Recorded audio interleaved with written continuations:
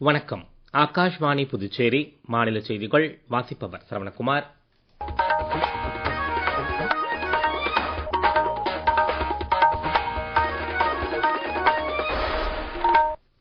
தலைப்புச் செய்திகள். சர்வதேச எல்லைப் பகுதிகளில் நடைபெறும் நிதி மற்றும் சொத்து பரிவர்த்தனைகள் மீதான கண்காணிப்பை தீவிரப்படுத்துமாறு திரு அமித்ஷா வலியுறுத்தியுள்ளார். தெற்காசிய மகளிர் கால்பந்து சாம்பியன்ஷிப் போட்டி 2026 பட்டத்தை இந்திய மகளிர் கால்பந்து அணி 6வது முறையாக வென்று சாதனை படைத்துள்ளது.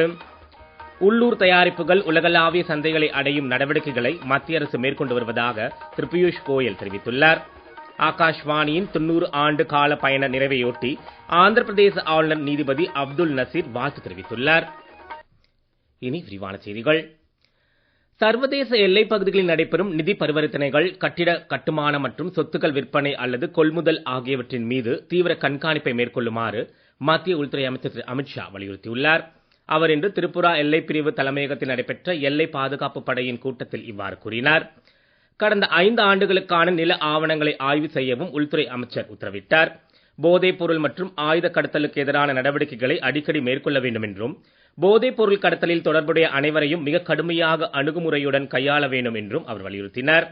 நிலப்பதிவேடு அதிகாரிகள், உள்ளூர் காவல்துறை மற்றும் எல்லை பாதுகாப்பு படை வீரர்களை கொண்ட முகாம்கள் மூலம் போதைப் பொருள் மற்றும் ஆயுதங்களால் ஏற்படும் அச்சுறுத்தல்களை எதிர்கொள்ள எல்லைப் பகுதி மக்களுக்கு பயிற்சி அளிக்க ஏற்பாடு செய்ய வேண்டும் என்று அறிவுறுத்தினார். இந்தியா மற்றும் இந்தோனேஷியா இடையிலான 8வது கூட்டு ஆணையக் கூட்டம் புதுடெல்லியில் இன்று நடைபெற்றது. இரு நாடுகளுக்கும் இடையே ராணுவம், கடல்சார் பாதுகாப்பு, வர்த்தகம், முதலீடு, சுகாதாரம் உள்ளிட்ட பல்வேறு துறைகளில் பரஸ்பர ஒத்துழைப்பு மேம்படுத்தப்படும் என மத்திய வெளியுறவுத்துறை அமைச்சர் டாக்டர் ஜெய்சங்கர் கூறினார். இக்கூட்டத்தில் தலைமை விருந்தினர்களில் ஒருவராக கலந்து கொண்ட அவர், இந்தியா மற்றும் இந்தோனேஷியா இடையே நிலவும் இருதரப்பு உறவுகளில் குறிப்பிடத்தக்க முன்னேற்றங்கள் ஏற்பட்டுள்ளதாக தெரிவித்தார். மேலும் இரு நாடுகளுக்கு இடையே 75 ஆண்டு கால நட்புறவு கொண்டாட்டங்கள் கடந்த ஆண்டு நிறைவு பெற்றதையும் அவர் நினைவு கூர்ந்தார்.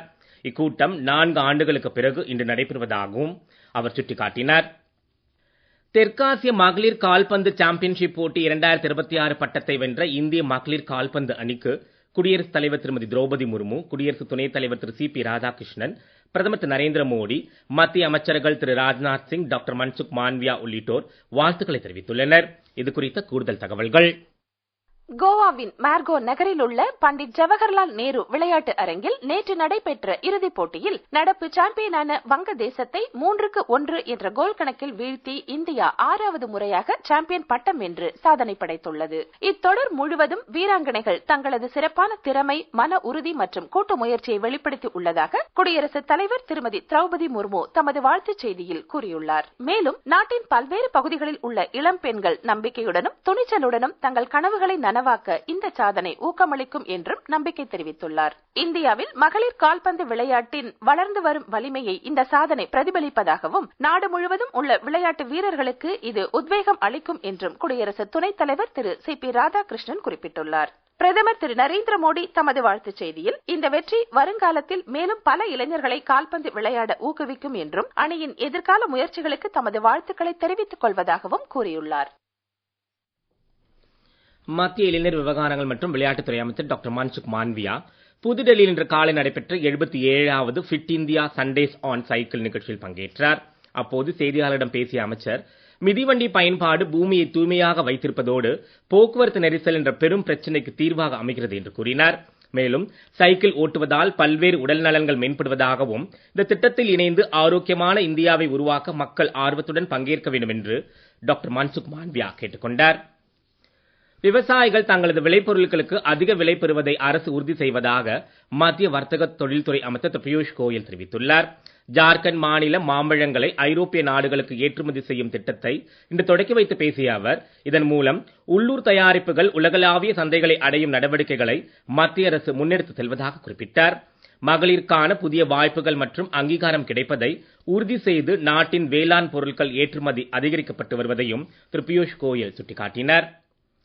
நாட்டில் டிஜிட்டல் சுகாதார கட்டமைப்பை மேம்படுத்துவதில் அரசு உறுதியுடன் இருப்பதாக சுகாதார மற்றும் குடும்பநலத்துறை இணையமைச்சர் திருமதி அனுப்பிரியா பட்டேல் தெரிவித்துள்ளார்.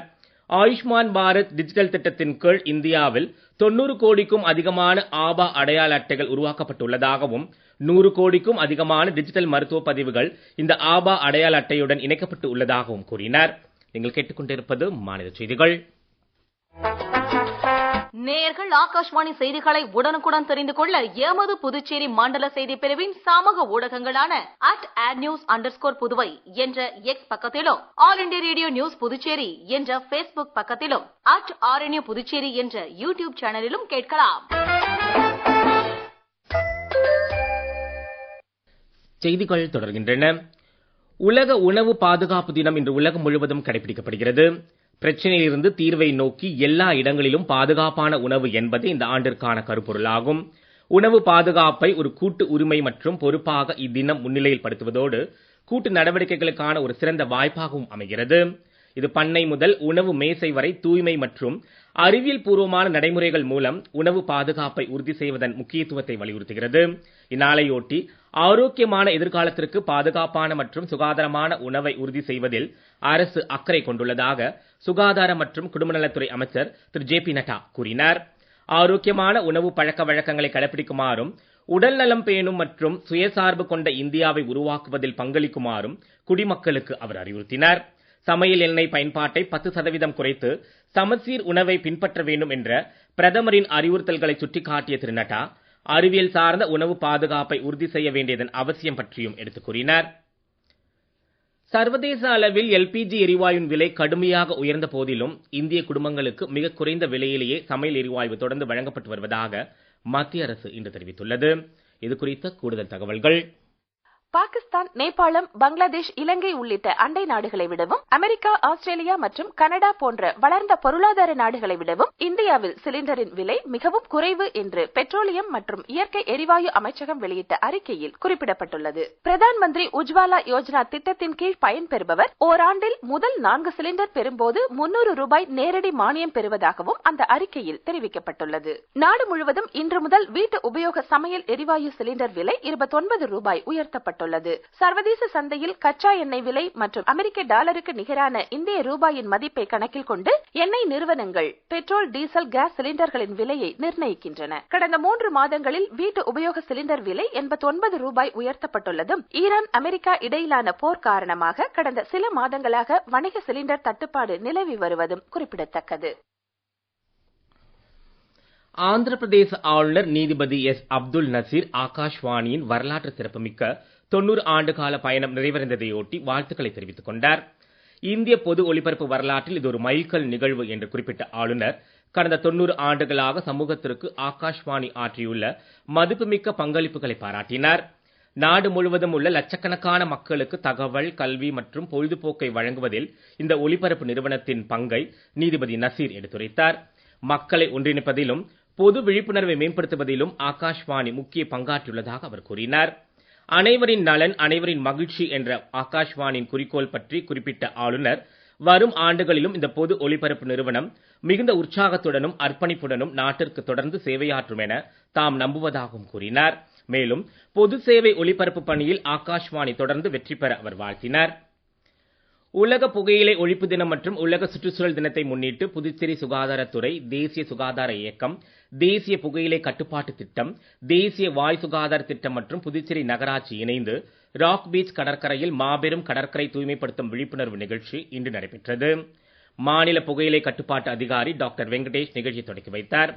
கடற்கரையை புகையிலை மற்றும் பிளாஸ்டிக் கழிவுகளிலிருந்து பாதுகாப்பதுடன் சுற்றுச்சூழல் பாதுகாப்பு குறித்த விழிப்புணர்வை பொதுமக்கள் மற்றும் இளைஞர்களிடையே ஏற்படுத்துவதே இந்நிகழ்வின் நோக்கமாகும். நிகழ்வில் பங்கேற்ற NSS மாணவர்கள், நகராட்சி தூய்மை பணியாளர்கள் மற்றும் தன்னார்வலர்கள் இணைந்து கடற்கரையில் கிடந்த புகையிலை கழிவுகள், பிளாஸ்டிக் குப்பைகள், உடைந்த கண்ணாடி பொருட்கள் உள்ளிட்ட மக்காத கழிவுகளை அகற்றினர். மாநில வாய் சுகாதார திட்ட நோடல் அதிகாரி டாக்டர் கவிப்ரியா, மாநில ஆலோசகர் டாக்டர் சூரியகுமார் மற்றும் நகராட்சி சுகாதார அலுவலர் டாக்டர் ஆர்த்தி உள்ளிட்டோர் பங்கேற்றனர். மாஹே பிராந்தியத்தில் இயங்கும் அனைத்து பள்ளி பேருந்துகளுக்கும் தகுதி சோதனை நடத்தப்பட்டது. பள்ளி பேருந்துகள், கல்லூரி பேருந்துகள் மற்றும் மாணவர்களுக்கான அரசு போக்குவரத்து பேருந்துகள் உட்பட சுமார் 40 வாகனங்கள் ஆய்வுக்கு உட்படுத்தப்பட்டன. மீண்டும் தலைப்புச் செய்திகள். சர்வதேச எல்லைப் பகுதிகளில் நடைபெறும் நிதி மற்றும் சொத்து பரிவர்த்தனைகள் மீதான கண்காணிப்பை தீவிரப்படுத்துமாறு திரு அமித்ஷா வலியுறுத்தியுள்ளார். தெற்காசிய மகளிர் கால்பந்து சாம்பியன்ஷிப் போட்டி 2026 பட்டத்தை இந்திய மகளிர் கால்பந்து அணி 6வது முறையாக வென்று சாதனை படைத்துள்ளது. உள்ளூர் தயாரிப்புகள் உலகளாவிய சந்தைகளை அடையும் நடவடிக்கைகளை மத்திய அரசு மேற்கொண்டு வருவதாக திரு பியூஷ் கோயல் தெரிவித்துள்ளார். ஆகாஷ்வாணியின் 90 ஆண்டு கால பயண நிறைவையொட்டி ஆந்திர பிரதேச ஆளுநர் நீதிபதி அப்துல் நசீர் வாழ்த்து தெரிவித்துள்ளார். இத்துடன் செய்தியறிக்கை நிறைவு பெறுகிறது. வணக்கம்.